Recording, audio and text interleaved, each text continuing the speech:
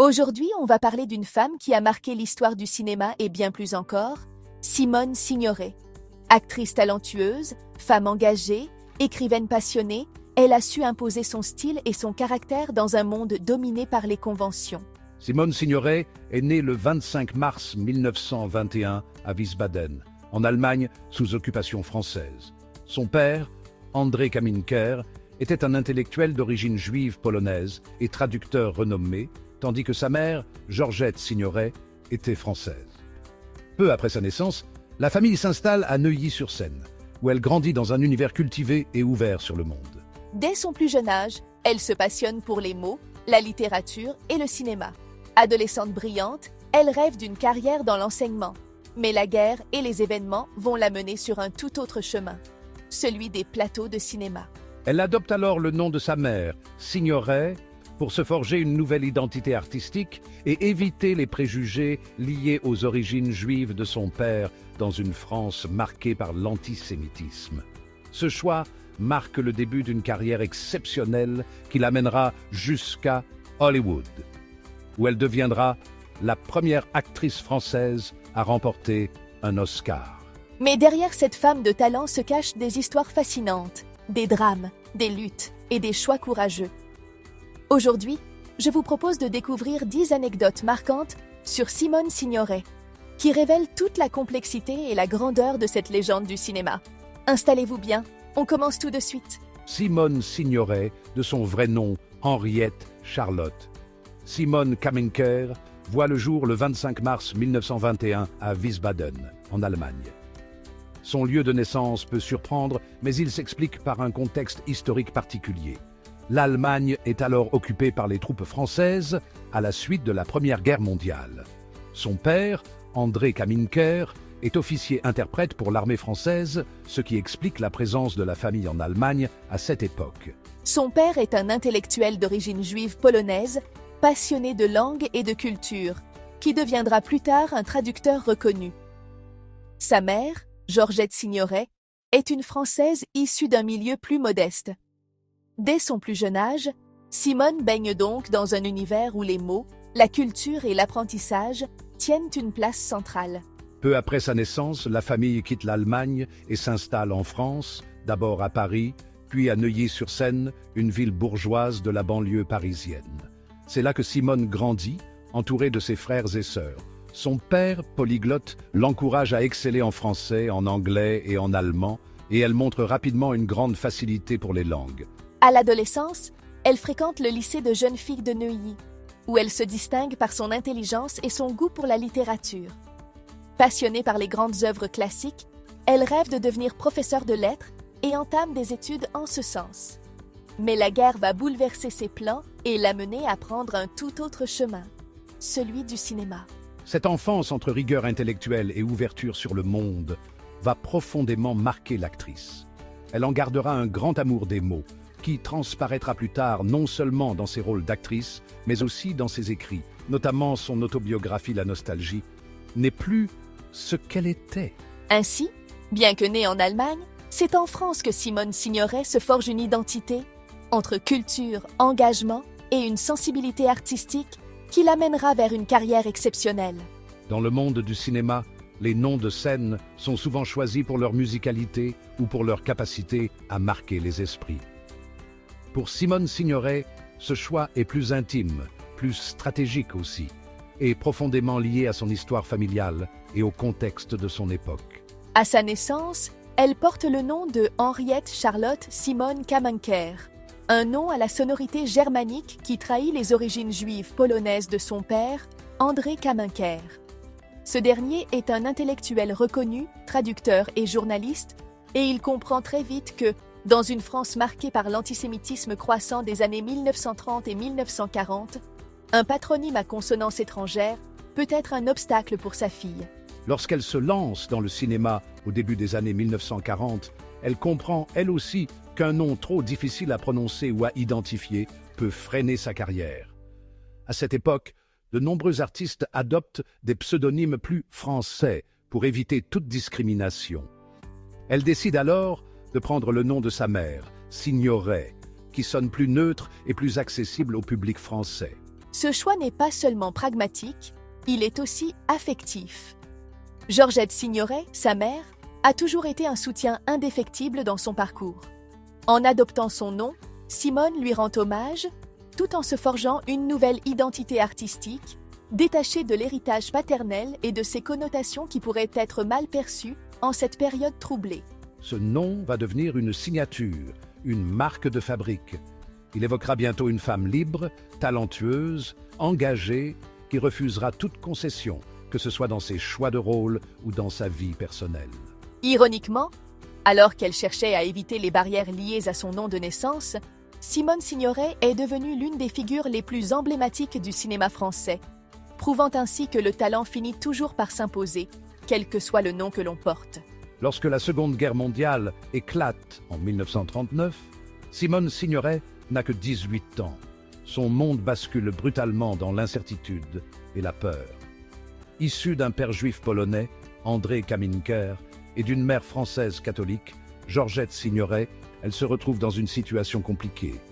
Demi-juive, comme on disait alors, elle est confrontée aux persécutions du régime de Vichy et à l'occupation allemande. Dès 1940, les premières lois anti-juives sont promulguées en France. Son père, intellectuel reconnu et traducteur émérite, comprend très vite le danger. Il fuit en Angleterre et s'engage aux côtés du général Charles de Gaulle, rejoignant les forces françaises libres. Il devient alors la voix qui traduit et diffuse en français les discours de Winston Churchill, jouant un rôle essentiel dans la communication entre la résistance et le monde anglophone. Simone, elle, reste en France avec sa mère et ses frères et sœurs. Privée de la protection de son père et consciente des risques liés à son ascendance juive, elle doit se faire discrète. Pour survivre et aider financièrement sa famille, elle trouve un emploi comme secrétaire dans un journal collaborationniste, Le Petit Parisien. Ce choix, qu'elle fera par nécessité et non par conviction, la hantera longtemps. Elle regrettera profondément cette période de sa vie, mais elle reste à ce moment-là une jeune femme qui essaie simplement de s'en sortir dans un pays en guerre. Ce travail de secrétaire ne dure pas longtemps. Très vite, elle se rapproche du monde du cinéma et de la résistance intellectuelle. Elle fréquente des milieux où l'on rejette le régime de Vichy et où l'on cache des juifs pour leur éviter la déportation. Elle est particulièrement influencée par des artistes et des intellectuels qui refusent la collaboration. Son statut de demi-juive reste un danger, même si, officiellement, elle n'est pas recensée comme juive selon les lois de Vichy. Cette dualité est lourde à porter. D'un côté, elle bénéficie d'une certaine protection grâce à sa mère catholique. De l'autre, son patronyme d'origine trahit ses racines juives et aurait pu lui valoir des persécutions si elle n'avait pas changé de nom pour celui de sa mère. Avec la fin de la guerre en 1945, elle peut enfin respirer. Son père revient d'Angleterre et elle se consacre pleinement à son rêve, le cinéma. Mais cette période difficile marquera profondément Simone Signoret. Elle gardera toujours en elle une culpabilité sourde d'avoir travaillé, même brièvement, pour un journal collaborationniste, tout en étant consciente qu'elle n'avait que peu d'options pour survivre. Ce traumatisme personnel renforce ses convictions politiques et son engagement dans les luttes sociales. Plus tard, elle prendra souvent la parole contre les injustices et défendra les opprimés, que ce soit en France ou à l'international. Elle restera marquée par cette époque où la peur et la nécessité l'ont poussée à faire des choix difficiles. Ainsi, la guerre n'a pas seulement marqué Simone Signoret sur le plan familial et personnel, elle a aussi façonné la femme engagée qu'elle deviendra, refusant toute compromission et combattant toute forme d'injustice. Après la guerre, Simone Signoret sait qu'elle ne veut pas d'une vie conventionnelle. Elle est passionnée par les mots, le théâtre, le cinéma et veut trouver sa place dans cet univers. Grâce à des amis du milieu artistique, elle fait la connaissance de Jacques Prévert, qui l'introduit dans les cercles du cinéma français. C'est ainsi qu'elle se retrouve à décrocher des petits rôles de figuration dans plusieurs films des années 1940, notamment Les Visiteurs du soir de Marcel Carné, 1942, où elle apparaît brièvement. Mais c'est sa rencontre avec Yves Allégret, un réalisateur en pleine ascension, qui va véritablement changer sa destinée. Yves Allégret, frère cadet du réalisateur Marc Allégret, est un cinéaste qui s'intéresse aux destins brisés, aux drames sociaux et aux personnages féminins forts. Il voit en Simone Signoret un potentiel immense. En 1948, Yves Allégret lui offre son premier grand rôle dans Dédé d'Anvers, un film noir qui raconte l'histoire d'une prostituée travaillant dans un port belge et rêvant d'un avenir meilleur. Le rôle est intense, sombre et dramatique, et Simone Signoret s'y révèle magistrale. Le public et la critique sont conquis. Elle est authentique. Elle crève l'écran. Son jeu tout en finesse et en profondeur marque un tournant dans sa carrière. Avec ce film, elle ne se contente plus d'être une actrice prometteuse. Elle s'impose comme une véritable révélation du cinéma français. Au-delà du cinéma, Simone Signoret et Yves Allégret tombent amoureux. Leur complicité artistique se transforme en une histoire d'amour et ils finissent par se marier en 1946. De leur union naît, en 1947, Catherine Allégret, qui suivra plus tard les traces de sa mère en devenant actrice. Pendant cette période, Yves Allégret continue de diriger Simone Signoret dans des rôles marquants. En 1950, il lui confie le premier rôle dans Manège, un film dur et cynique où elle incarne une femme manipulatrice.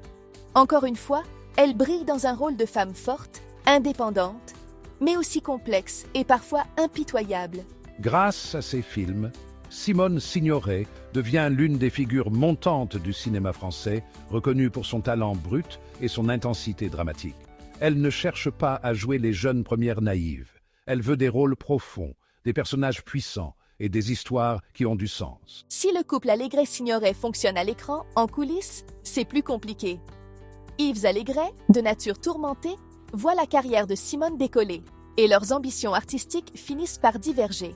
En 1949, alors que Simone Signoret tourne la ronde de Max Ophuls, elle fait une rencontre qui va bouleverser sa vie, Yves Montand. C'est un coup de foudre immédiat. En 1951, après plusieurs années de mariage avec Yves Allégret, elle décide de tout quitter pour vivre son histoire avec Yves Montand, un homme qui partage ses valeurs, son engagement politique et sa passion pour l'art. Si sa relation avec Yves Allégret prend fin, Simone Signoret lui doit énormément. C'est lui qui lui a donné ses premiers rôles marquants, qui a façonné son image d'actrice forte et engagée. Après cette période, elle ne cessera plus d'évoluer, devenant l'une des plus grandes actrices françaises, enchaînant les rôles majeurs et s'imposant sur la scène internationale. Son passage aux côtés d'Yves Allégret marque ainsi une étape essentielle dans son parcours. Une période d'apprentissage et de révélation, qui a posé les bases de la légende qu'elle deviendra. Derrière l'image forte et indépendante de Simone Signoret, il y avait aussi une femme marquée par des épreuves intimes, parfois insoupçonnées. L'un des moments les plus douloureux de sa vie survient avant la naissance de sa fille, Catherine Allégret. À la fin des années 1940, alors qu'elle est mariée à Yves Allégret, Simone tombe enceinte pour la première fois. Mais ce qui aurait dû être un moment de joie et d'attente heureuse se transforme en véritable tragédie.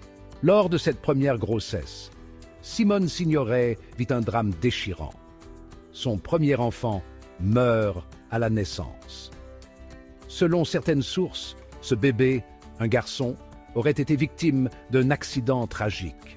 L'histoire, bien que peu documentée, raconte que l'enfant serait mort de froid peu après sa naissance. Ce détail glaçant témoigne de l'époque difficile dans laquelle vivait Simone, et surtout du choc émotionnel immense qu'elle a dû affronter. À cette époque, le sujet du deuil périnatal était encore tabou, et les femmes n'avaient souvent d'autre choix que d'avancer sans exprimer pleinement leur douleur.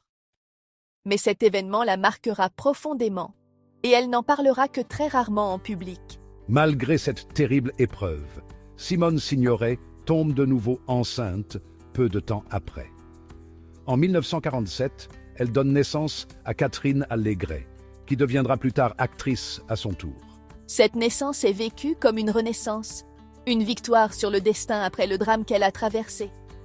Catherine sera son unique enfant, et leur relation, bien que parfois compliquée, restera forte toute leur vie. Cet épisode douloureux ne fera qu'accentuer le caractère résilient de Simone Signoret. Il contribue à façonner cette femme à la fois dure et tendre, qui ne montre que rarement ses failles, mais qui en cache de profondes. Cette tragédie influencera aussi ses choix artistiques. On retrouve souvent dans ses rôles une certaine mélancolie, une intensité dramatique qui semble venir d'une souffrance personnelle. Simone Signoret ne s'est jamais confiée en détail sur cette perte, mais ceux qui la connaissaient savaient à quel point cette cicatrice intérieure l'avait marquée. Son parcours est aussi celui d'une femme qui a surmonté des douleurs profondes pour devenir l'une des actrices les plus respectées de son temps. Son histoire montre que derrière chaque figure emblématique, il y a des blessures cachées qui ont forgé leur force et leur caractère. Et c'est peut-être aussi cette douleur qui l'a rendue si crédible et poignante dans ses rôles les plus tragiques. Si Simone Signoret a vécu plusieurs grandes histoires, celle avec Yves Montand reste la plus emblématique et la plus passionnée de sa vie. Leur rencontre marque un tournant autant sur le plan personnel que professionnel et fait d'eux l'un des couples les plus mythiques du XXe siècle. Nous sommes en 1949 et Simone Signoret est encore mariée à Yves Allégret. Elle est déjà une actrice reconnue, tandis qu'Yves Montand, lui, est un jeune chanteur en pleine ascension, repéré et soutenu par Édith Piaf.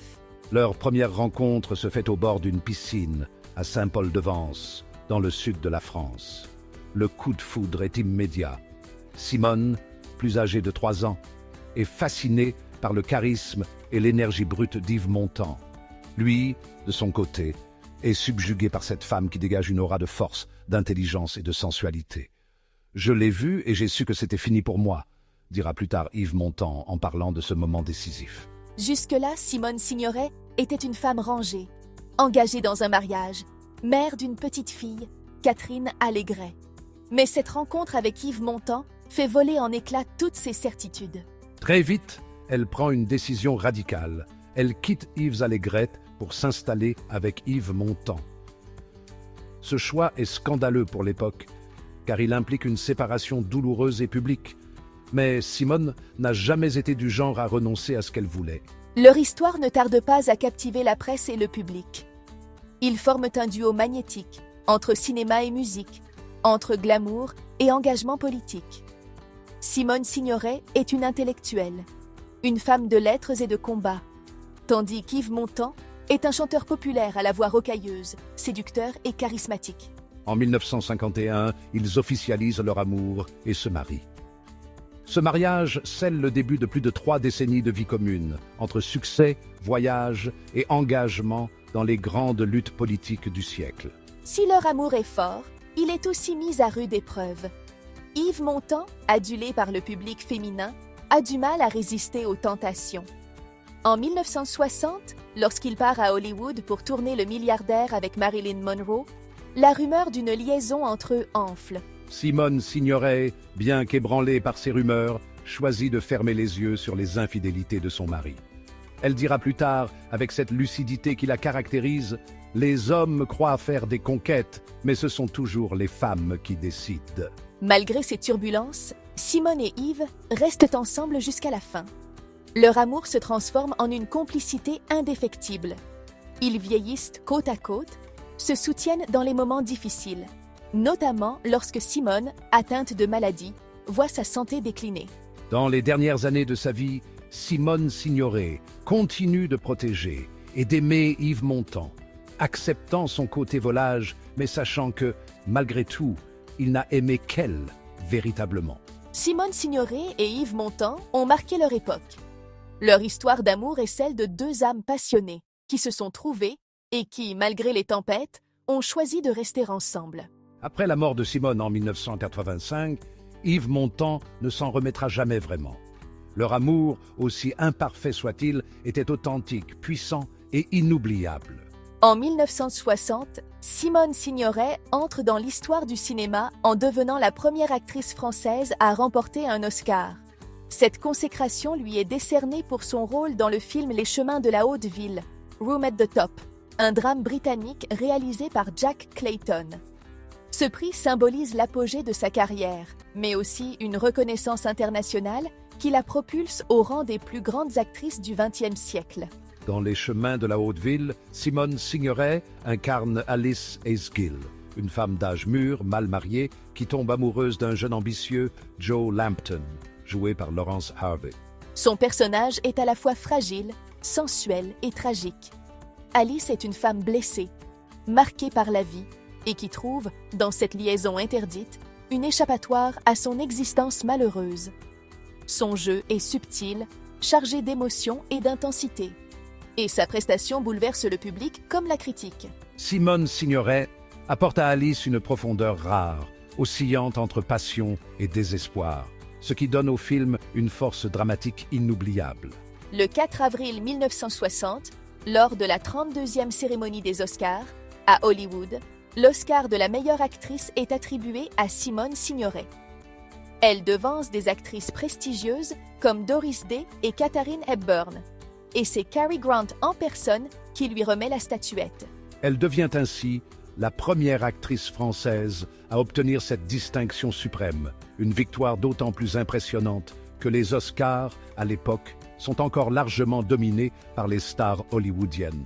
Lorsque son nom est annoncé, Simone Signoret est partagée entre surprise et fierté. Son discours est simple et élégant, à son image. Elle remercie les membres de l'Académie, mais souligne aussi que ce prix revient avant tout au personnage d'Alice, et non à elle seule. Si cet Oscar consacre son immense talent, il marque aussi un tournant dans sa carrière. Hollywood lui ouvre alors grand les bras, et elle pourrait facilement s'imposer comme une actrice internationale. Mais Simone Signoret refuse de se fondre dans le moule hollywoodien. Contrairement à d'autres actrices étrangères qui ont embrassé les États-Unis après un Oscar, elle choisit de rester fidèle au cinéma européen, préférant les films engagés aux productions commerciales. Son engagement politique et ses opinions tranchées ne correspondent pas au climat hollywoodien de l'époque, et certains lui en tiennent rigueur. De plus, son mari Yves Montand commence lui aussi à percer aux États-Unis. En 1960, il tourne Le Milliardaire avec Marilyn Monroe, et les rumeurs d'une liaison entre les deux stars explosent dans la presse. Simone Signoret, bien qu'affectée, reste digne et refuse d'entrer dans les polémiques. Mais cette période fragilise le couple. Malgré ces tensions, Simone Signoret reste fière de son Oscar. Cette récompense est la preuve que le talent transcende les frontières et les langues. Elle ouvre la voie à d'autres actrices françaises qui, après elle, connaîtront le succès aux États-Unis, comme Juliette Binoche, Marion Cotillard ou encore Isabelle Huppert. Dans les années qui suivent, elle continue de choisir ses rôles avec exigence, préférant des personnages profonds et complexes à des rôles plus commerciaux. Son Oscar ne sera pas un tremplin vers Hollywood, mais plutôt une reconnaissance de son art et de sa capacité à incarner des femmes puissantes, vulnérables et inoubliables. Encore aujourd'hui, Simone Signoret demeure l'une des grandes figures du cinéma français et international. Son Oscar pour Les Chemins de la Haute-Ville a marqué l'histoire, non seulement parce qu'il fut le premier pour une Française, mais aussi parce qu'il récompensait une interprétation magistrale, poignante et intemporelle. Elle prouve ainsi que le talent, l'intelligence et la sensibilité peuvent triompher des codes établis et que le cinéma français pouvait rivaliser avec les plus grandes productions anglo-saxonnes. Si Simone Signoret est reconnue comme l'une des plus grandes actrices du XXe siècle, elle est aussi une femme de conviction qui n'a jamais hésité à prendre position sur les grands combats sociaux et politiques de son époque. Engagée dès les années 1950, elle se bat pour la justice, la liberté et les droits humains, au risque de se mettre à dos une partie du milieu du cinéma, notamment à Hollywood. Dès sa jeunesse, Simone Signoret est attirée par les idées progressistes. Fille d'André Caminker, un intellectuel engagé et proche des milieux résistants, elle grandit dans un environnement où l'on valorise l'éducation, la culture et la liberté de penser. Sa rencontre avec Yves Montand, en 1949, ne fait que renforcer son engagement. Le couple devient rapidement une figure de la gauche intellectuelle française, fréquentant des écrivains, des journalistes et des artistes engagés. Ensemble, ils se passionnent pour les débats politiques et les combats sociaux. L'un des engagements les plus marquants de Simone Signoret concerne la guerre d'Algérie. En 1960, elle signe le Manifeste des 121, une pétition qui soutient le droit à l'indépendance de l'Algérie et dénonce la répression menée par l'armée française. Cet acte est extrêmement courageux à l'époque, car la guerre d'Algérie divise profondément l'opinion publique. Ce manifeste est perçu comme un affront direct au gouvernement français, et plusieurs signataires se retrouvent sur une liste noire. Certains perdent leur emploi, d'autres sont menacés ou censurés. Bien que cela lui attire des critiques et des inimitiés, Simone Signoret n'a jamais regretté d'avoir pris position. Elle considère que le silence est une forme de complicité et elle refuse d'être une actrice qui se contente de jouer sans s'engager.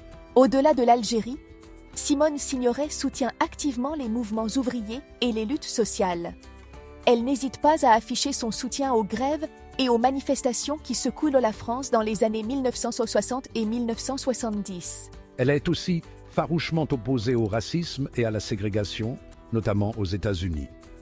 Lors de ses voyages en Amérique avec Yves Montand, elle est choquée par les discriminations subies par les Noirs et elle prend ouvertement position contre la ségrégation raciale. Son engagement dépasse le cadre du militantisme ponctuel.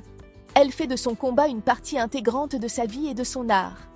Elle accepte des rôles dans des films qui portent des messages forts, qui dénoncent l'injustice sociale et les inégalités. Dans les années 1970, elle soutient les opposants aux dictatures latino-américaines, notamment au Chili, où la junte militaire de Pinochet réprime violemment la population.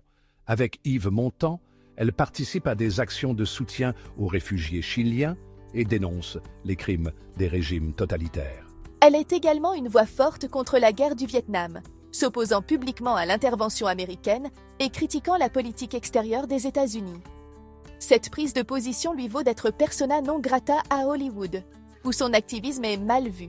Prendre position dans un monde où l'image et la carrière comptent énormément n'est pas sans conséquences. Certains producteurs la boudent et son engagement la prive probablement de plusieurs rôles majeurs, notamment aux États-Unis. Mais Simone Signoret est une femme de principe.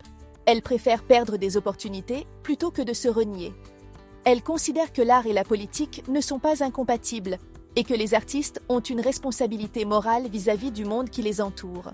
Elle dira d'ailleurs « Je ne me suis jamais demandé si j'avais tort ou raison, mais seulement si j'étais fidèle à moi-même. » Jusqu'à la fin de sa vie, Simone Signoret reste une femme engagée, fidèle à ses convictions. Son parcours prouve que l'on peut être à la fois une grande actrice et une citoyenne active, prête à se battre pour ses idées. Aujourd'hui encore, son engagement est un modèle pour de nombreuses actrices et artistes qui osent prendre la parole sur des sujets de société. Elle a montré qu'une star peut être bien plus qu'une simple image sur un écran. Elle peut être une voix pour ceux qui n'en ont pas. Si Simone Signoret est connue pour son immense talent d'actrice et son engagement politique, elle est aussi une pionnière du féminisme, bien avant que ce combat ne prenne une ampleur médiatique dans les années 1970. Sans jamais se revendiquer militante à proprement parler, elle a toujours défendu la place des femmes dans la société et dans le monde du cinéma, refusant les rôles stéréotypés et dénonçant les injustices qui touchaient les actrices de son époque. Dès le début de sa carrière, Simone Signoret refuse de se conformer aux attentes du milieu cinématographique. Contrairement à de nombreuses actrices des années 1940 et 1950, qui étaient souvent cantonnées au rôle de jeunes ingénues ou de femmes fatales, elle choisit d'incarner des personnages forts, complexes et profondément humains. Son jeu d'actrice, tout en puissance et en subtilité, bouscule les codes du cinéma de l'époque. Elle ne cherche pas à séduire par son apparence, mais par la force de son regard et l'intensité de son jeu. Elle prouve ainsi que la valeur d'une actrice ne se limite pas à sa beauté physique, et que les femmes peuvent exister au cinéma autrement qu'en simples objets de désir. Dans un monde où l'on exige des actrices qu'elles restent éternellement jeunes et séduisantes, Simone Signoret fait un choix audacieux. Elle accepte de vieillir à l'écran. Dans les années 1960 et 1970, alors que certaines de ses contemporaines tentent de lutter contre les effets du temps, elle assume ses rides et son vieillissement, refusant la chirurgie esthétique et la dictature du jeunisme. Elle dira d'ailleurs « On ne peut pas être et avoir été. J'ai choisi d'être ». Cette phrase résume parfaitement son état d'esprit. Plutôt que de courir après une jeunesse perdue, elle revendique son âge et continue à jouer des rôles adaptés à son évolution, prouvant qu'une femme peut être captivante à tout âge. Simone Signoret sait que dans le milieu du cinéma, les hommes ont les premiers rôles. à l'écran comme en coulisses. Elle dénonce régulièrement le manque de rôles intéressants pour les femmes, ainsi que les inégalités de traitement entre acteurs et actrices. Elle refuse également d'être cantonnée à des rôles secondaires à partir d'un certain âge, ce qui était souvent le destin des actrices après 40 ans. Elle veut des rôles à la hauteur de son talent, et elle les obtient. Dans Les chemins de la haute ville, Room at the Top, qui lui vaut son Oscar en 1960, elle joue une femme d'âge mûr qui vit une histoire d'amour tragique avec un homme plus jeune. À une époque où ce genre de rôle était encore tabou, elle brise les conventions et impose un modèle de femme puissante et passionnée qui refuse de se conformer aux normes de la société. Simone Signoret ne se revendique pas directement comme féministe militante, mais ses actes et ses prises de parole parlent pour elle. Elle soutient l'émancipation des femmes, notamment en prônant leur indépendance financière. Elle encourage les femmes à ne pas dépendre des hommes, à travailler et à faire entendre leur voix. Elle est également l'une des premières actrices françaises à parler ouvertement de sexualité et de désir féminin dans ses rôles comme dans ses interviews. À une époque où la société reste profondément patriarcale, elle n'a pas peur d'aborder des sujets considérés comme tabous. Elle soutient aussi la libéralisation du droit à l'avortement, rejoignant Simone de Beauvoir et Gisèle Halimi dans la lutte pour le droit des femmes à disposer de leur corps. L'attitude de Simone Signoret face aux injustices subies par les femmes a fait d'elle une figure inspirante, bien au-delà du cinéma. Son courage, son refus des conventions et sa volonté d'exister en tant que femme et en tant qu'artiste sans compromis résonnent encore aujourd'hui. Elle a ouvert la voie à de nombreuses actrices qui, après elle, ont osé revendiquer des rôles plus profonds, exiger une meilleure reconnaissance du travail des femmes et assumer leur âge et leur image sans artifice. Son féminisme, discret mais puissant, s'est manifesté dans ses choix, dans ses paroles et dans sa manière d'être, faisant d'elle une icône intemporelle de la liberté et de l'affirmation de soi. Avant de devenir une actrice de renom, Simone Signoret a dû se faire un nom dans un milieu cinématographique dominé par des figures établies. Son talent brut, sa présence magnétique et sa capacité à incarner des personnages complexes lui valent rapidement une reconnaissance. L'un des premiers honneurs majeurs de sa carrière est le prix Suzanne Bianchetti, qui marque un tournant décisif dans son ascension. Le prix Suzanne Bianchetti est une récompense créée en 1937, destinée à révéler les jeunes espoirs féminins du cinéma français. Il porte le nom de Suzanne Bianchetti, une actrice du cinéma muet décédée prématurément, et devient un véritable tremplin pour les actrices en début de carrière. Parmi les lauréates précédentes, on retrouve des actrices comme Michèle Morgan ou Annie Girardot, qui ont toutes marqué le cinéma français. Remporter ce prix, c'est recevoir une validation de l'industrie et de la critique, une promesse d'avenir. En 1947, Simone Signoret reçoit cette distinction, qui salue son jeu intense et sa présence hors du commun. Elle n'est pas encore la grande actrice que le public découvrira dans les années 1950 et 1960, mais ses premiers rôles attirent déjà l'attention. Cette année-là, elle se fait remarquer grâce à son rôle marquant dans Dédé d'Anvers, 1948, réalisé par Yves Allégret, où elle incarne une prostituée au grand cœur, mais désabusée. Son jeu est puissant, sincère, à la fois fragile et résolu. La critique salue son charisme et sa capacité à donner une profondeur incroyable à ses personnages, même dans des films où elle n'a pas encore le premier rôle. Ce prix marque une reconnaissance officielle de son talent et annonce la carrière impressionnante qui l'attend. Il place Simone Signoret sur la carte des jeunes actrices à suivre et attire l'attention des réalisateurs et producteurs français. Recevoir le prix Suzanne Bianchetti ouvre à Simone Signoret de nombreuses portes. Après cette distinction, elle ne cesse de monter en puissance dans le paysage cinématographique français. Elle enchaîne rapidement des rôles marquants qui consolident son image d'actrice forte, moderne et sans compromis. Elle refuse les rôles de femmes fragiles et naïves, préférant jouer des personnages indépendants, complexes et souvent en lutte contre les conventions sociales. Cette distinction joue donc un rôle crucial dans l'essor de sa carrière. Peu de temps après, elle devient l'une des figures incontournables du cinéma français, puis une star internationale avec des films comme Les Chemins de la Haute-Ville, Room at the Top, qui lui vaudra un Oscar en 1960. Si le prix Suzanne Bianchetti récompense une promesse, il ne fait que confirmer ce que Simone Signoret a toujours su au fond d'elle-même. Elle est née pour jouer, pour incarner des rôles puissants, pour marquer le cinéma par son intelligence et sa profondeur.